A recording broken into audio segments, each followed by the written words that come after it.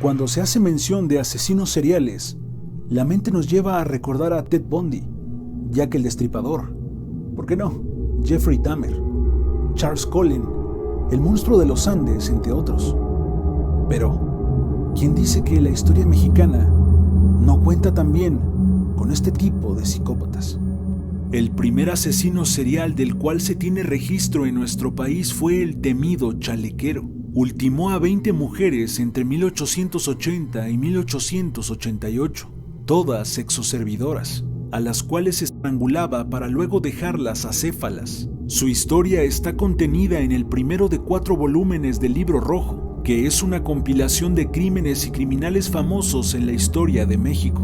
Su nombre era Francisco Guerrero. Las crónicas de la época lo describen como un hombre que, a pesar de ser casi analfabeto, actuaba de manera muy educada con las mujeres para ganar su confianza, pero en realidad era un ser pendenciero, vil, ególatra y manipulador. El mote de El Chalequero provino de su estilo de vestir, pues dicen que solía llevar pantalones entallados, fajas y un chaleco. La policía lo detuvo el 13 de febrero de 1888, tras ser denunciado por los vecinos de una de sus víctimas. Las autoridades no pudieron comprobar su responsabilidad en el resto de los asesinatos, pero solo uno bastó para que fuera condenado a muerte. Sin embargo, el entonces presidente Porfirio Díaz revocó su sentencia y ordenó una pena de 20 años de prisión en San Juan de Ulúa, Veracruz, de donde fue liberado por error en 1904. Al salir de la cárcel tuvo una última víctima, Antonia, una mujer de edad avanzada. Su detención se atribuye a un reportero que investigó el caso y comparó el asesinato con los ocurridos años atrás. Volvió a la cárcel en 1908, esta vez a Lecumberri, donde fue sentenciado a muerte en 1910 a la edad de 70 años. Después de oír los actos barbáricos de estos sujetos, uno se cuestiona, ¿podrían enderezarse? Pues pongan atención, porque el siguiente caso se trata de eso. Gregorio El Goyo Cárdenas, conocido como el estrangulador de Tacuba, cometió sus crímenes entre agosto y septiembre de 1942.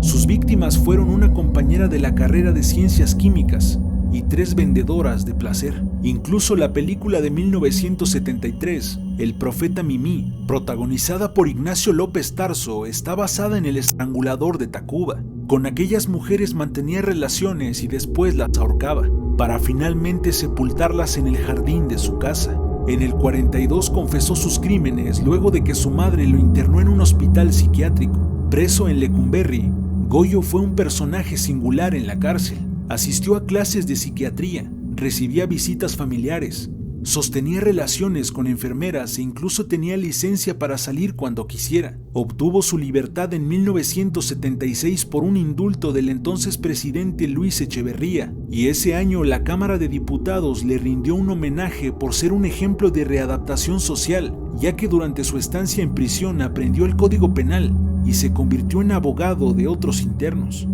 Una historia sin igual, ¿no les parece? Por las calles de la Ciudad de México también desfiló un hombre, que si pudiera describirlo con el nombre de una canción sería narcisista por excelencia.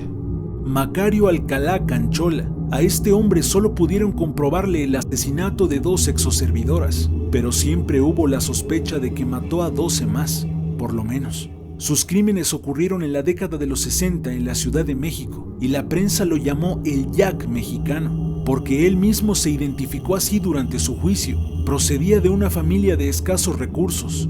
Cuando mucho cursó la educación básica y su vida estuvo marcada por los fracasos. Durante un tiempo fue miembro de infantería de la Guardia Presidencial, pero fue despedido por su incompetencia y por su indisciplina. Después quiso dedicarse al boxeo, pero jamás descolló. Luego entró a trabajar como policía preventivo, bajo el nombre falso de Fernando Ramírez Luna, pero también fue despedido tras ser acusado y hallado culpable de los cargos de abuso de autoridad y uso excesivo de la fuerza durante un arresto. Estuvo casado y tuvo varios hijos. Durante las investigaciones de los homicidios y el posterior juicio, su esposa declaró que Macario se sentía superior a todo aquel que lo rodea. Fue detenido por el crimen de una mujer de nombre Julia, quien fue hallada muerta en un hotel en septiembre del 68. En el espejo, Macario dejó un recado escrito con bilé que decía: Jack Mexicano, reto a Cueto, el entonces jefe de la policía. Ese mismo mes fue detenido y llevado a prisión, condenado a una pena de 60 años. ¿Quién dijo que para ser un asesino serial se necesita ser del sexo masculino? Las hermanas González Valenzuela, conocidas como las Poquianchis, fueron la excepción a la regla. Los nombres de estas mujeres eran María Luisa, Delfina, María de Jesús y Carmen, a quienes atribuyeron el asesinato de al menos 150 personas, la mayoría mujeres que trabajaban en sus burdeles. Las autoridades presumieron que a muchas de sus víctimas las enterraron vivas. Eran originarias de El Salto, Jalisco, y durante su infancia fueron víctimas de violencia familiar. Las hermanas trabajaban como obreras en una fábrica textil, donde recibían sueldos miserables. Al morir sus padres, recibieron una modesta herencia que ocuparon para abrir un prostíbulo y comenzar con sus crímenes. Ganaron fama por su bar en San Francisco del Rincón, Guanajuato, donde las llamaron las Poquianchis. Su modus operandi era reclutar mujeres con engaños y las obligaban a dar sexoservicio. El 6 de enero del 64 fueron detenidas después de que una de sus víctimas escapó y las denunció. Las autoridades encontraron un pequeño cementerio con restos humanos de sus víctimas. Su historia inspiró a Jorge Ibargüengoitia para escribir su novela Las Muertas, que sirvió como guión para una película del mismo nombre dirigida por Felipe Casals. No me dejarán mentir, allá por el 2006, todos los noticieros hablaban de la Mataviejitas. Otra historia particular, pues Juana Barraza Samperio era luchadora profesional, pero de un momento a otro decidió pasarse al bando de los rudos. Como luchadora se llamaba la Dama del Silencio. Originaria de Pasoyucan, municipio del estado de Hidalgo, esta mujer fue hallada responsable de al menos 12 robos y 16 asesinatos de personas de la tercera edad, cometidos entre 1990 y el 2006. Entraba a sus casas haciéndose pasar por enfermera y después los ultimaba y hurtaba. Por ello, la prensa la identificó como la Mataviejitas. Fue sentenciada a 759 años de cárcel y sigue presa en el penal de Santa Marta, Acatitla, donde ha reclamado su inocencia en distintas entrevistas con la prensa. Tras 9 años de prisión, en julio del 2015 contrajo nupcias con otro interno, pero un año después se divorciaron. Un dato curioso que llama la atención de esta mujer es que siempre vestía de rojo al cometer sus crímenes. En la Biblia hay un versículo que habla del arco iris, que servirá como recuerdo para Dios, para no volver a destruir a la humanidad por medio de un diluvio. En general, al arco iris se le relaciona con la paz, pues literalmente es la calma después de la tormenta.